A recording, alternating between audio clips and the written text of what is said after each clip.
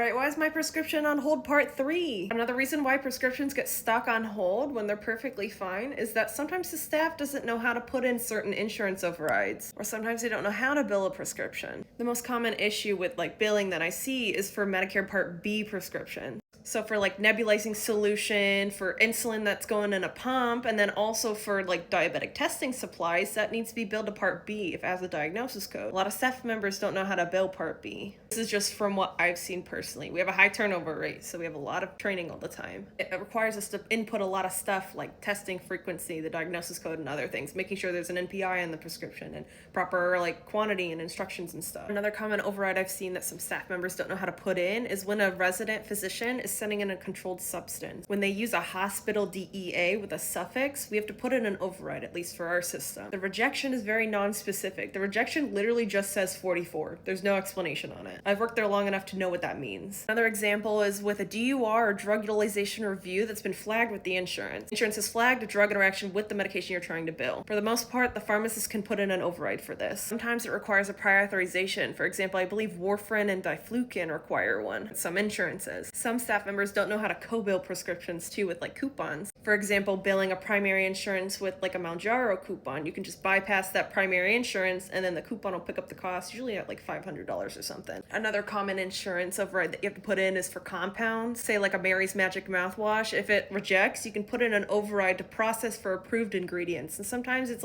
no cost. Another reason why your prescription gets stuck on hold is the pharmacy is extremely behind. Sometimes it's behind by thousands of prescriptions, a whole week, and you have what, 2 to 3 technicians and 1 pharmacist? Some stores, when they get that deep in the red, will just put everything on hold, or I guess everything minus important medications like antibiotics, seizure medications. This isn't incredibly common, but I've seen it happen. It's frustrating when this happens because it's 100% not the patient's fault. It's also 100% not the pharmacy's fault. It's a lose-lose situation. Companies aren't supporting their pharmacy staff right now. They're cutting hours again despite being behind a few days. Pharmacy's not a good place to work right now. Yeah, that was my little tangent. A lot of people are leaving retail or community pharmacy. And the last reason why things get stuck on hold is I don't know. Sometimes it's just on hold for some reason. I have no idea why. When patients call and I run the script and it goes through their insurance, I don't know. Maybe it was too soon when it was sent in, but it looks good now. Maybe it wasn't in stock, but now it is. I honestly don't know sometimes.